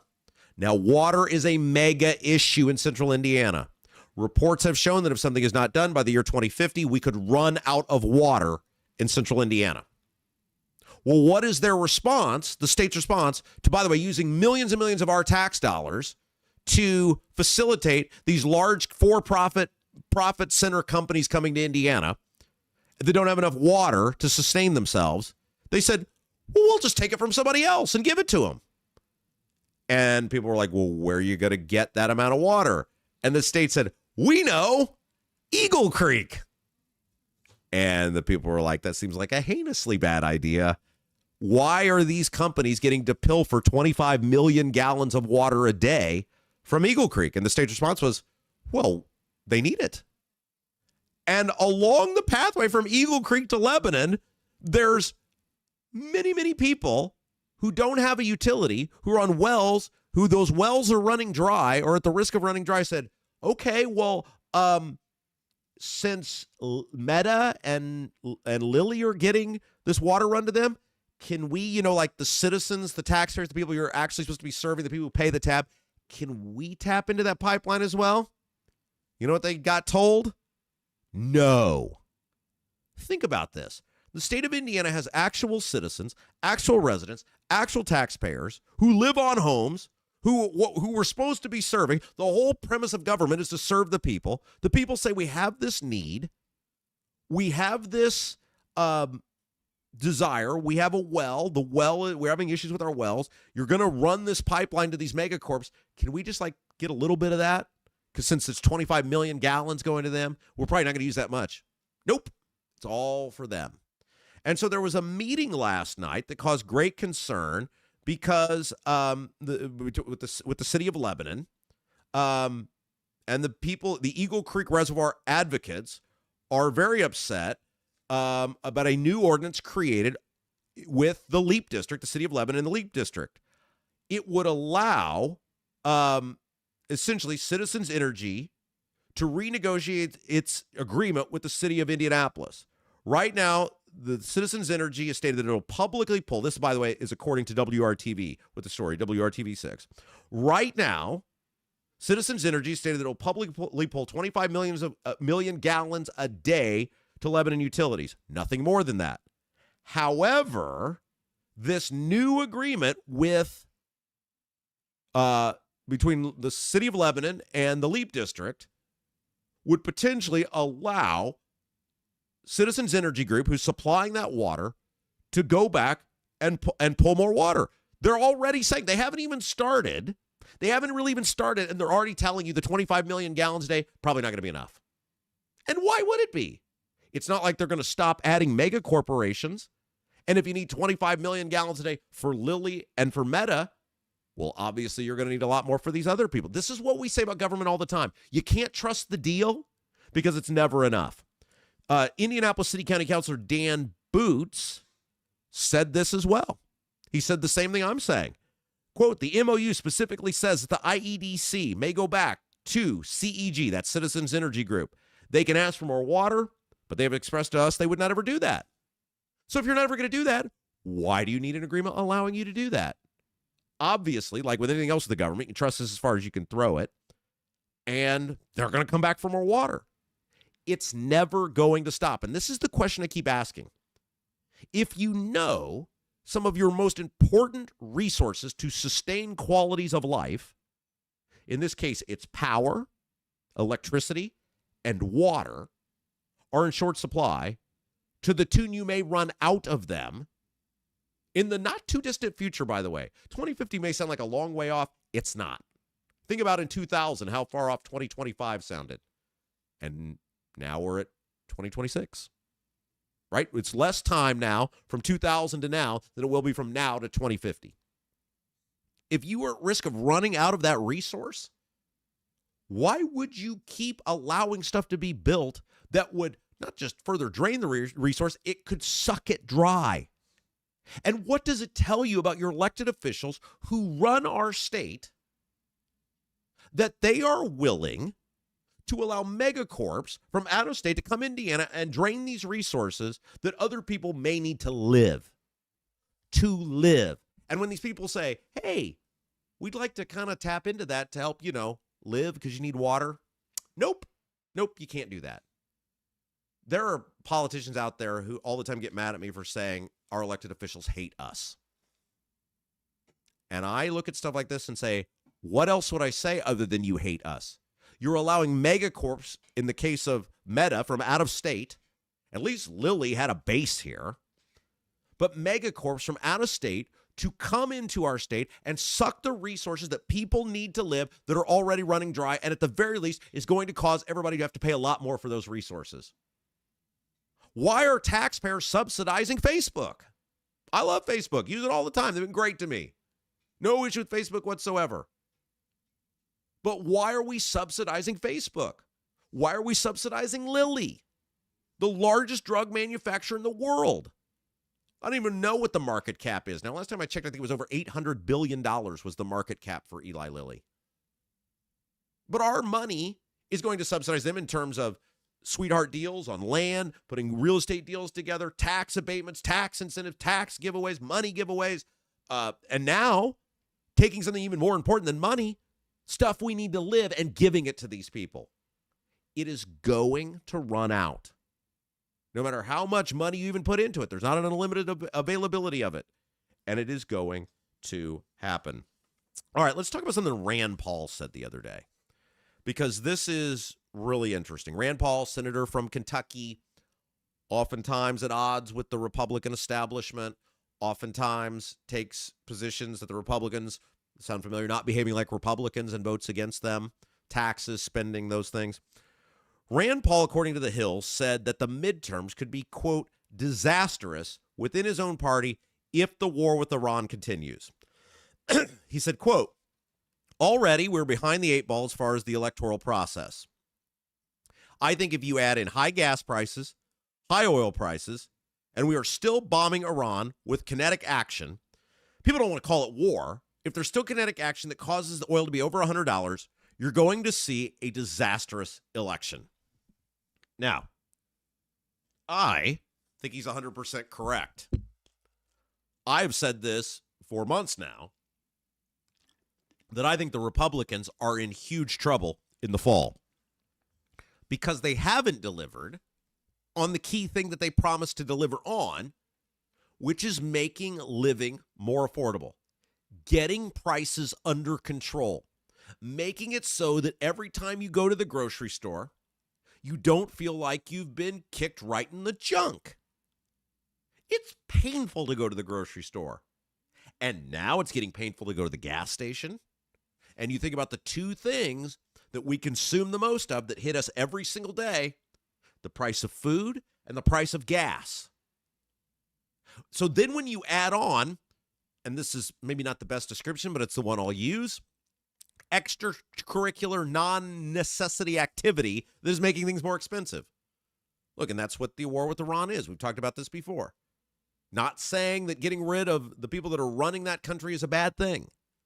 Not saying they're good people. Not saying they're trying to do good stuff. Not saying any of that. They are the world's largest state sponsor of terrorism, or at least they were. But those actions have made gas a lot more expensive. And if people don't view that action as vital, and you're taking more money from them, they're going to be upset. And they're going to be upset with the people that did that. In this case, it's the Republicans. This country does not like war. And you might say that's a good thing. You might say it's a bad thing. There are times where you need to go to battle. But this country, especially in a post-George W. Bush, war in Afghanistan, war in Iraq world, is very hesitant and very squeamish about sending troops into battle, about military action. Why? Because they believe they were lied to. The American people believe they were lied to about the actions that took place in Iraq and Afghanistan, especially in Iraq, especially when those weapons of mass destruction were never found. And there's no evidence whatsoever Saddam Hussein was planning on using them if they existed on the United States. So when you have an action with the Iranians, who, let's face it, they do hate the West. They do hate us. They are intent on destroying us. But there's no direct action that people can point to. There was no attack. There was no 9/11. There was no anything like that. People go, well, wait a second. I'm already having trouble paying my bills, and now gas is 50 cents, 70 cents more a gallon. Cost me $10, $15 more to fill up my tank. What am I doing this for? Rand Paul is right. When you don't deliver on the core things, when you don't deliver on your primary reason for election, it's why everybody hates Braun. No matter what Braun did after April of last year, he's toast because he lied on property taxes. And it's not even that he failed, it's that he didn't try. And then it just keeps getting worse when we see Donald Trump get Braun to be totally subservient to him and call a special session over redistricting. I don't think Braun, I think this with a lot of rich people. I think a lot of rich people really struggle to human. And what I mean by that is to understand how regular people view things. And I think part of that, when you couple a really rich guy with being a politician, I think you get like a supersized version of that. A supersized, amplified version of struggling to human. You ever had a conversation with Braun? It's very awkward. It's very hard. It's very hard to relate to him. It's very hard to connect with him. Look, I do this for a living, and it was hard for me. After about a minute or two, it's like, well, big gulps, huh? See you later. It's just very hard. He very much struggles to human. And so I don't think they process things in the way. That's one thing about Trump. I think he humans very well. I think that's why Trump has won the presidency twice. I think people see Trump, and he's not a normal guy. He's not a regular guy. He doesn't understand your pain. I mean, his comments about the gas prices have proven that. But he can come off like he does. He comes off like a dude, the guy you'd want to hang out with. Guys like Braun, they don't. And so right now, there is a real disconnect in this country with our politicians and the people and where they're at and doing things that benefit the lives of the people. And until you get that, until you get politicians who are able to do that, that's why I said the Democrats in this state. The Democrats have such an opportunity here. They have such an opportunity, a wide open lane, because the Republicans have been so bad in Indiana on the core issues. If I'm the Democrats, I'm running on three things. The Republicans have failed you on property taxes. Well, I would add, four things. I'm sorry. The Republicans have failed you on property taxes. We will create a viable plan to fix that. The Republicans have failed you on your utility bills. Here's our viable plan to fix that. The Republicans are taxing you into oblivion. See this $6.5 billion of toll roads. If I were the Democrats, I would add up all the taxes. And look, they have enough people they could do this. All the taxes that have been implemented since Republicans essentially took control of state government in 2004 with Mitch Daniels' election. I would go back 20 years and add up all the taxes and what that has cost the average person. And I would run on that number. I would put that number out everywhere and say the Republicans have cost you whatever that number is for the average person. And I would put it on every yard sign. I would put it in every TV ad. And I would hit people right between the eyes with it every single day. I would also run on the blatant, rampant corruption and unethical behavior with the Republicans, which would be perfect with Diego Morales potentially being at the top of the ticket. But the politicians struggle to human. And a lot of people that are politicians struggled to human when they were young, and that's why they're in politics. Politics is made up of a bunch of people that got stuffed into lockers when they were kids. This is their power play. They are here because they weren't the cool kids. They weren't the accepted ones. They weren't the people that people sought to hang out with. This is their get back. This is their opportunity to shine. There is a major disconnect between our politicians and our people. All right, one other quick story before we take a quick break. If you are heading to the airport, it may be about to get really bad. So Fox News has this article. Let's reset what's going on here. The Democrats have shut down the Homeland Security portion of the government because they're mad about ICE and they're mad about border security. Again, we talk about the Democrats snatching defeat from the jaws of victory, like not taking the freebies. The Democrats, instead of just hammering Trump on affordability, hammering Trump on cost of living, now hammering Trump on the price of gas, they are obsessed and mad because illegal immigrants are not allowed to enter the country anymore. And these are the things that when people get mad at the Republicans, they go, man, these Republicans suck, but look at my option over here. The Democrats are mad that illegal immigrants are not allowed to enter the country the way they used to. Trump has essentially closed the border. A+ job on that. For all you people who are like, oh, he's so mad at Trump. Right now, telling you, when Trump does good things, I talk about him. Border, A+ job by Trump. And Trump has also tried to get illegal immigrants out of this country, sending ICE into major metropolitan cities. Democrats are mad about that.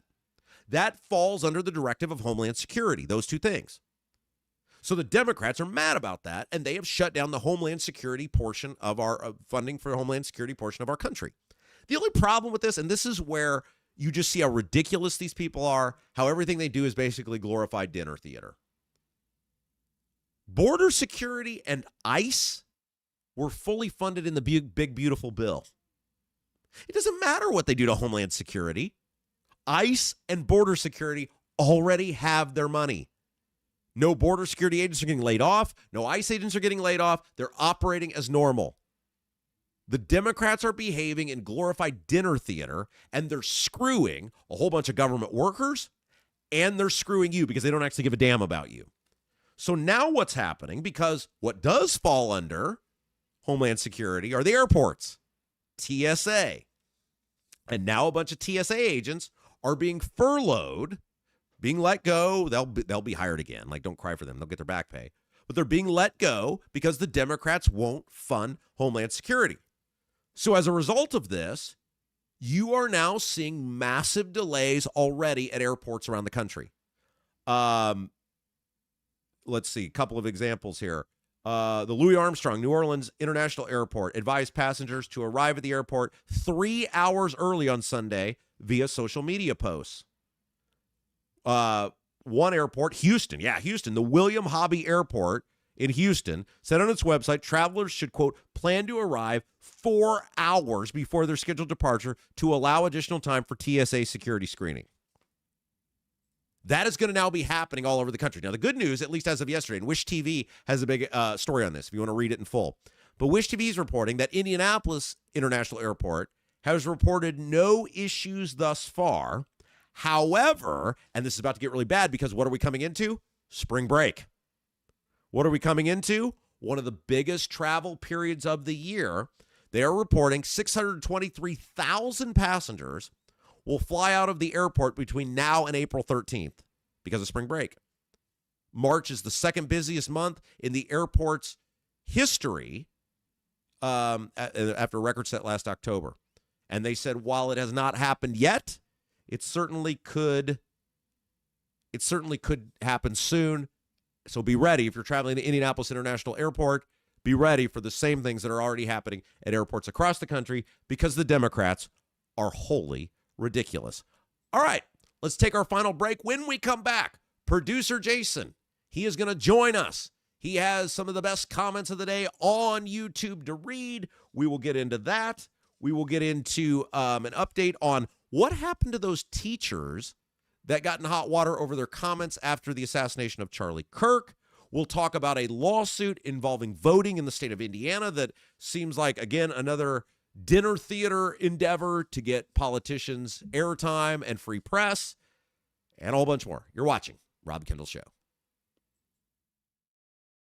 Bramwell Mackay assists managers of multifamily and commercial real estate properties with exterior and structural condition assessment and end-to-end building wellness. Your consulting partners for water intrusion inspection and remediation, Bramwell Mackay handles historic restoration and repair, as well as modern repair needs. In Indianapolis, call 812-33-BRICK. That's 812-33-BRICK. 812-33-BRICK.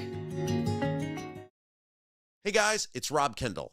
Thanks so much for checking out the Rob Kendall Show. And remember, please like, share, and subscribe, and tell your friends about us. If you own a business or you're in charge of making decisions for your business, we'd love to get to know you. We'd love to learn more about what you do and how here at the Rob Kendall Show, we can help you get your word out to a very loyal group of people. Because, that's what we have with viewers on the Rob Kendall Show, a really loyal group of people. Send us an email, sales@robkendallshow.com. Sales@robkendallshow.com. And I look forward to getting back in touch with you to learn more about your business and how the Rob Kendall Show can help you grow. Are you a Clay County resident who is ready to be part of creating a brighter future for our citizens? Doug Cobb is running for county commissioner and will bring fresh perspective to the table. A local farm and business owner, he has skin in the game of our county's success. He knows that a great team can accomplish so much more than any one of us alone and is ready to create a brighter future for Clay County together. The committee to elect Doug Cobb approves this ad. Paid for by Linda Cheatham.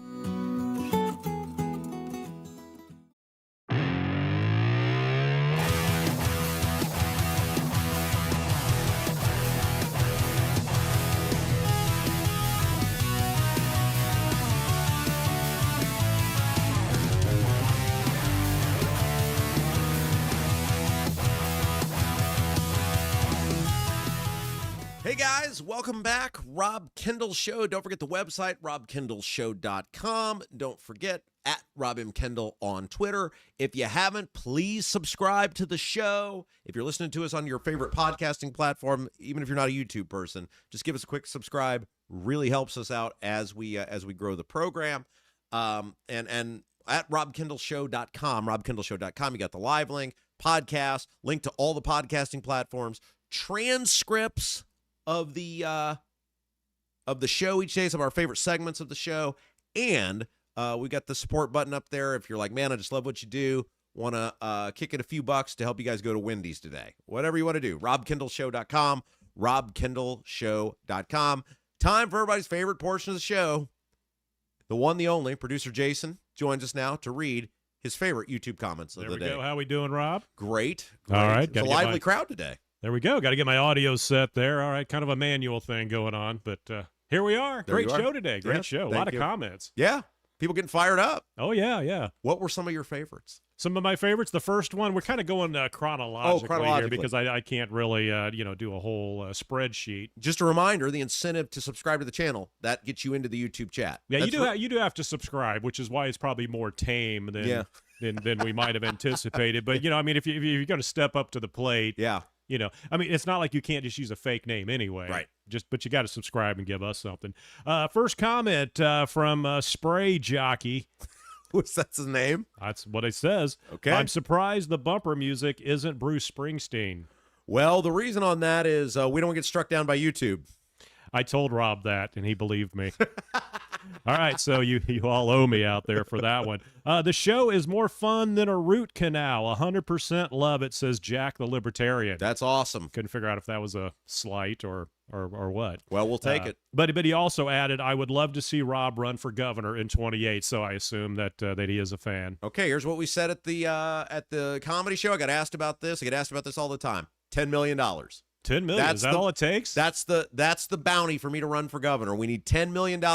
I will get enough earned media that I will turn that.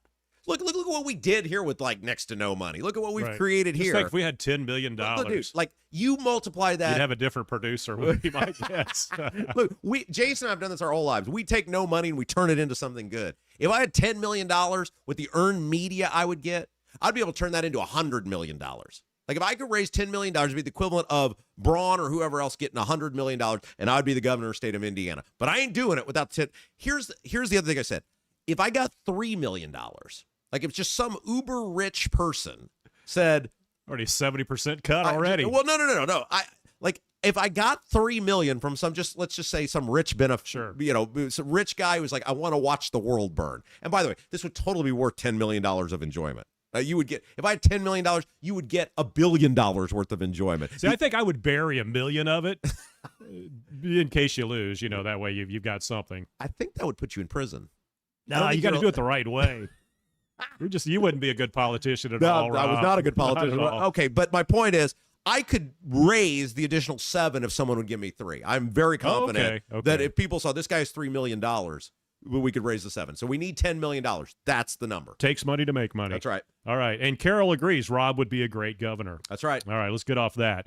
Let's see. We can just stay on that the rest of the time. There we go. Let's see. The headline is always local stuff, says Laura. 7511. Does he talk about news outside of Indiana? And she was concerned about that. Well, she wanted to get your take on Iran. Let her know that was what, Monday or Tuesday's show. You did a deep dive into that. I think we just did that there. Did we? Okay. I was reading the chat. We always try to bring it back local. If we talk about national stuff, we do understand there's important things. Our goal with this is to give you something you can't get anywhere else. And what we do, like anybody else, we talk about state and local stuff in Indiana, make it interesting. National stuff, we will talk about it if we can bring it back to Indiana. Feller09 says, shouldn't schools get involved in registering young people to vote? ? Kidding. Right. I mean, I think the government is an umpire. The government has no business in helping you do that. If you want to register to vote, their job is to do it. Like when you show up and say, I want to register to vote, great. Here's the form. Here's what you need. It's very easy. They should not be using taxpayer money to register people to vote, especially with third parties. Robert Bratch says Braun is the worst thing to happen to Indiana. That's probably true. I can't find any fault with that. Drew, among many things, Drew says in the chat, who is going to give Ballard any money? Drew doesn't think Ballard's going to get any money. Okay, let's talk about this for a second because Drew is very obsessed with Ballard. We love Drew. Drew's a super fan. Drew's came to our live show. He's an awesome guy. Mm-hmm. Greg Ballard is important, and I've tried to explain this to a group of people that, there's the thing, and then there's the thing after the thing. Do I think Greg Ballard would be by the way, Ballard's supposed to be here tomorrow, so we can't be too mean to him. But do I think Greg Ballard would be a great Secretary of State? I don't know. I have no idea. Am I endorsing Greg Ballard?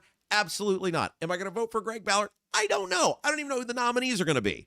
My point is, though, we should all support independent candidates getting on the ballot and running because we have to break up the Republican monopoly. We have to make these Republicans earn their elections, and the Democrats aren't doing it. Why wouldn't you be supportive of someone being there who can hold the Republicans accountable? I absolutely do believe, by the way, Greg Ballard is going to be able to raise money. Now, will he raise Bo Buy money? Probably not. But will he raise money to be on TV? Will he raise money to get on the ballot? Yes, he's getting on the ballot. All right, and then the Life Church segment that you did, yes. Drew added in, and I'll do this in my best Jan Brady voice. Yes, Micah. Yeah. So let's talk a little bit about it because people get on me about Life Church. I'm happy to give the whole background on Life Church. And before you do, Old Guy KS says, Rob, do you still attend Life Church? Does association make you guilty? And then, we'll let you go with that. Okay, so no, to answer his question, no, we do not. We've not attended Life Church since since the Nathan Peternell stuff went down, or Jonathan Peternell and Nathan Peternell I just texted stuff. you an update, by Yeah, the way. and I'll have Did you see read that here in a second Okay. if you've got it. No, not since the fall. I will explain the whole history on this for everyone because there's a bunch of people looking in to Micah and Life Church now, and so I explained this to multiple people yesterday who asked my opinion on stuff. I met Micah in probably the fall of 2020. It was after he ran for Congress. He reached out to me, basically said, "Hey, I listened to your show. I'd like to meet you." I met him at the Qdoba across from the State House, across from old WIBC studios. I hit it off with Micah. We were very good friends.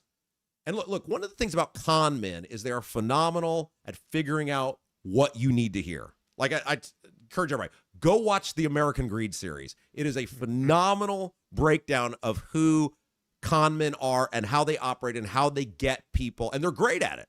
My old man used to deal with con men all the time. He was a federal law enforcement officer. My dad used to tell me all the time when I was a kid, and I'll never forget this. He said, some of the people I have to oversee are some of the smartest people I'd ever met. And if they used their power for good versus evil, they would change the world. They'd probably get fired by a corporation, though. So Micah is an American Greed character. Micah is very good at figuring out what people need to hear in the moment, and he exploits that. And so I knew Micah for several years. I thought Micah was a great guy. Micah married my wife and me, dedicated our daughter. I believed in Micah Beckwith until I had to see the real Micah Beckwith, and supported Micah Beckwith, told people to vote for Micah Beckwith. He told me he wanted to be a fighter for us. He told me he wanted to go in there and do all of these things. And I believed him because I wanted that. Not for myself, but for you guys, our audience. I love you guys. And you see the things like property taxes, utility bills, all of these things. And I said, okay, this guy says he wants it, right? He says he wants to fight for us. Okay, let's do it. Let's support him. As soon as he got in there, though, we started seeing, and we played this out on the air for people. We don't have time to rehash all of it now. Just one lie after another, culminating with Micah Beckwith going to the NBA Finals with a high-profile, known felon that he couldn't tell a consistent, coherent story, how he got there. Oh, and he was with Diego in the photos, who he just on our show expressed very big concern about all the Diego behavior. So at that point, I said, we're done with Micah. Too many lies, too many untruths, too many half-truths. We can't go to church at Noblesville anymore. So there are numerous campuses for Life Church. We said we can't go to Noblesville anymore, but we like a lot of the thing. Life Church, there's a lot of great people who went to Life Church. Leadership aside, the church is filled with great people. I said, look, we're not giving up on this church. We're going to try Eagle Creek. And so we went to the Eagle Creek campus for a while. We went there until the stuff with Nathan Peternell, who's the lead pastor at Life Church, his adult son, Jonathan, broke. For those of you who don't remember, that was that Jonathan Peternell, Nathan Peternell's son, lead pastor at Life Church, was arrested on charges, I don't know what I can say on YouTube, so I will just say crimes against children. He has since pled guilty to those things. He was living at Nathan's house when the house was raided by authorities. After that raid, Jonathan Peternell, in which I cannot fathom a world in which Nathan Peternell did not know what his son was accused of at that time, allowed Jonathan Peternell back into the church where little kids were present, including my daughter. You tell me how you would respond to that if your 2-year-old was allowed to be in a place, if the lead pastor of a church let his son back into church where your kid was present after being accused of heinous, awful things against kids and didn't tell anybody, didn't let anybody know, didn't let anybody know what was going on. As part of that investigation into Jonathan Peternell, it came to light that Nathan and his wife had numerous sex tapes, which they couldn't explain why they were filmed, who filmed them, or how their son, accused of heinous crimes against kids, came into possession of those tapes, other than Nathan tried to say his son got high and hacked into their server. Okay, let's accept that on its premise, which I don't believe for a second, but let's accept that. Nathan's wife was a photographer at the church who took pictures of little kids at the church, including potentially my daughter. How would you handle that if a known person who committed heinous crimes against children had supposedly hacked into an account, a server, whatever, in which photos of your kid was potentially on there, and the church won't come clean about it?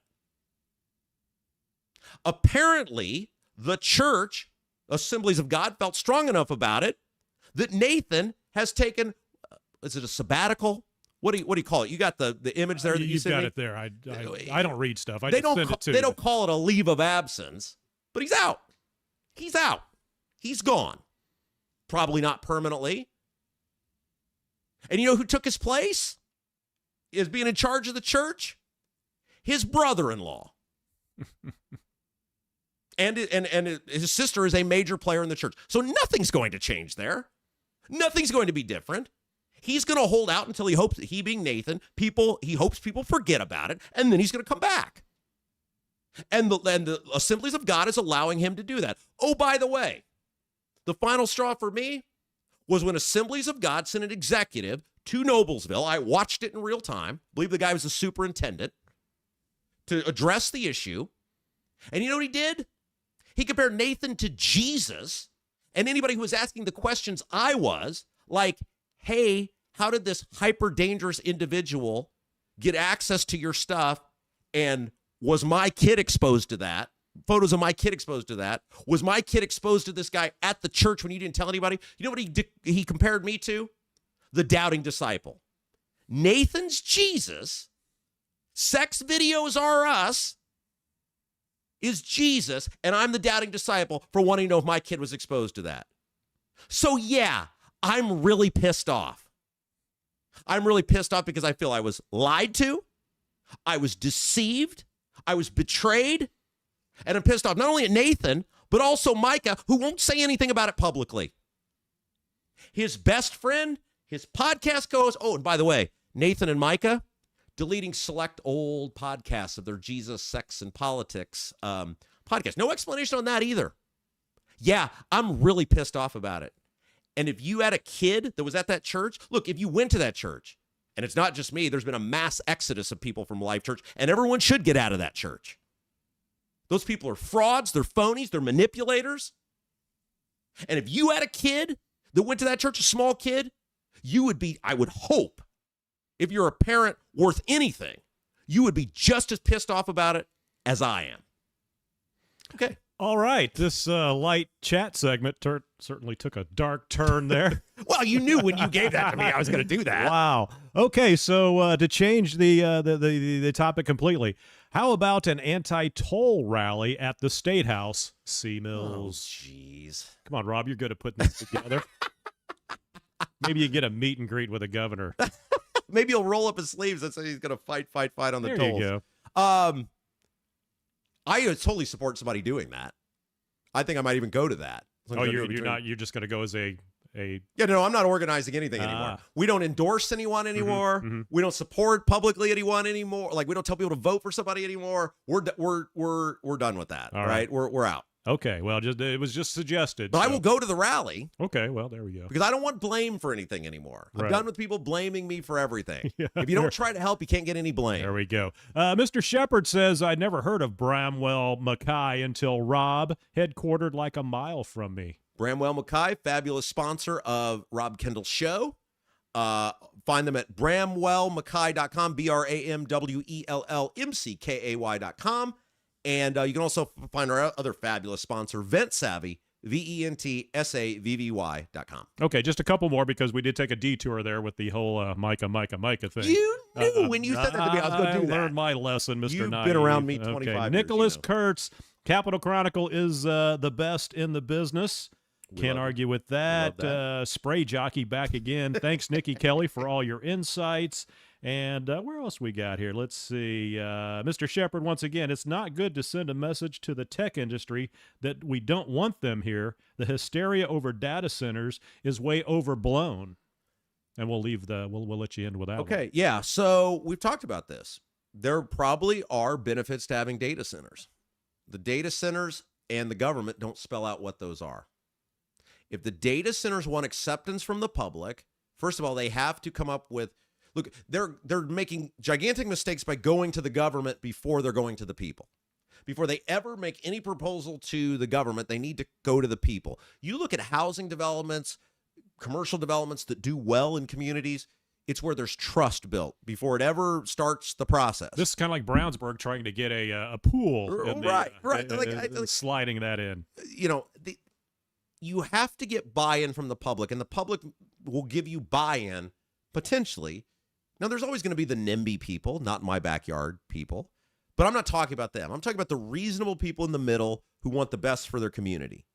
And you have to lay out ahead of time, one, how you're going to address the utilities question, power, water, etc. You also have to lay out how financially you're going to benefit the community. One of the major problems is that people, when you throw the IEDC, throwing all this money into it, these property tax abatements, people look at this and go, well, what? We're giving money for people to come here do this. We're giving them all these freebies. They need us more than we need them. Why are we giving all of this away? There needs to be a clear financial picture laid out in the immediate and over time, how that's going to benefit the communities. And this should be before any process is started. The problem with the data centers is they start the process, the planning commissions, the town or city councils, the mayor's office, and then the people look up and go, what are they trying to pull over me? What are they trying to, to hoodwink me with? And the natural reaction becomes to recoil, and it becomes panic, and then you get just raw anger coming at these data centers. Good job today. There we go. That's all I got. Perfect. All right. So long, everybody. Let's see here. We're running short on time. We'll go ahead and go to where do we go from here, because we try to end each show each day talking about where we go from here. Take some of the things we talked about and use them. Let you use them. Hopefully you will use them to make influence in your community, educate others. That's why we're here. That's what we're doing. We started the show talking about the governor and the Secretary of State essentially turning over the keys to Turning Point USA. And this is not an indictment of Turning Point USA. I'm sure they do many fine things. I'm sure they are great at getting young people engaged. Now, whether those people stay engaged or not, especially in a post-Charlie Kirk era, I don't know. It's not an indictment of them. It's not ridicule of them. But the reality is the governor and now the Secretary of State are turning the keys over to Turning Point USA because they're desperate. They're turning the keys over to Turning Point USA because they have failed you, and they know you know about it. The approval ratings for these two people is abysmal, both of them. And they see Turning Point USA as a backstop, some last resort to try to influence people that they're great guys. That when the election comes around or election time comes around, they're going to be in their corner. That's not who we should be handing the keys to state government over to. First of all, again, we shouldn't be using state resources, state money, which we don't have any, apparently, based on the fact we had to raise taxes by $1 billion just to pay our bills last year. Now, if the state would like to admit that was a giant fraud and they didn't need to do that and they'll give the money back, different story. But we don't have any money. We didn't have any money to help you with property taxes or utility bills. And yet we're giving access, we're giving resources to a third party with a political bent. Look, I'm a conservative. I believe in a lot of the things Turning Point USA does. But I don't think we should be turning our government functions over to any third party, especially one with a strong political bent. I would hate it if it was on the Democrat side. So we have to be consistent. The goal the job of registering to vote lies on the person who is voting.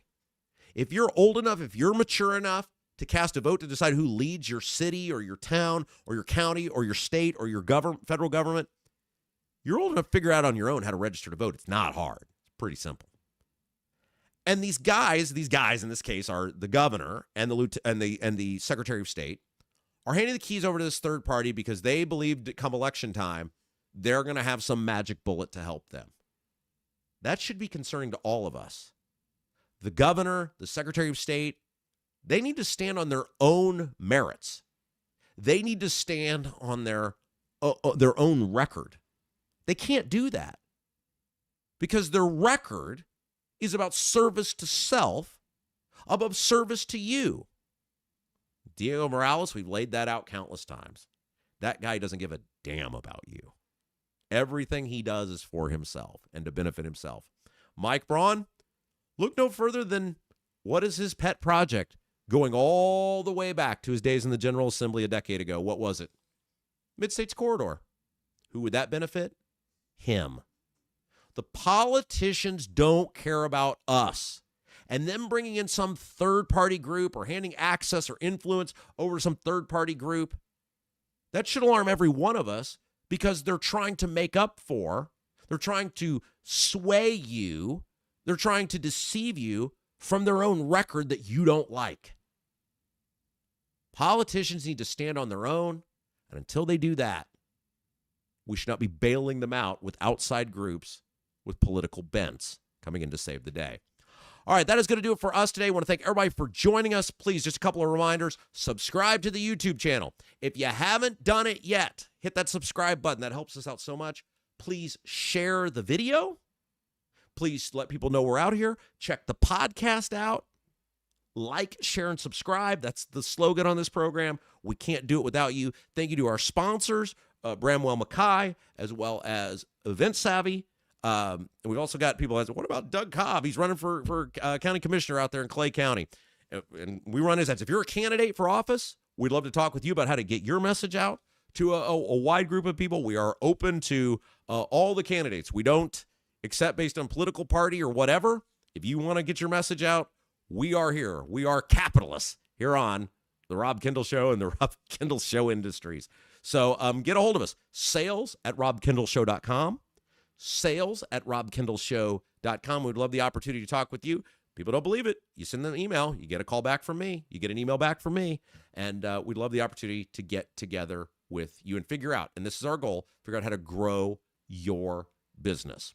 All right, that is going to do it for us today. For producer Jason, I'm Rob Kendall. Thank you for joining the Rob Kendall Show.